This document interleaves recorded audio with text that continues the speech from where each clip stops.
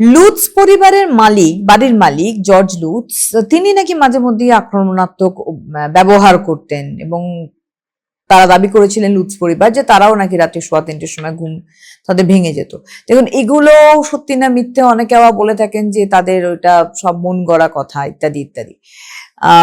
ছবির অভিনেতা James Brolin এবং মার্গট কিডার, তারা কিন্তু মানে এই মানে এই যে আমাদের এমিটেবল হরর যে মুভির কথা বলছি, এই এমিটেবল হরর মুভির এই অতিপ্রাকৃত ঘটনা ঘটা ইত্যাদি এগুলো কোনোটাই বিশ্বাস করতেন না।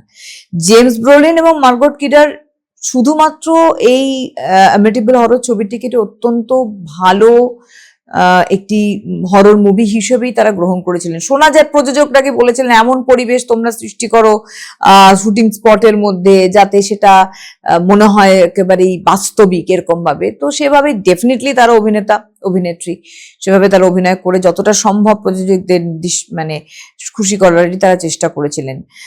কিন্তু কিছু অস্বাভাবিক ঘটনা কলাকুশলীরাও শেয়ার করেছেন, যেমন শুটিং যখন শুরু হবে তখন হাউস বোটের কাছে একটি মৃতদেহ ভেসে এসেছে, হয়তোবা অন্য কারণে ভেসে এসেছে, কিন্তু ওটাকেও তারা একটা মনের ভিতরে একটা ছমছমে ভাব তৈরি করেছে।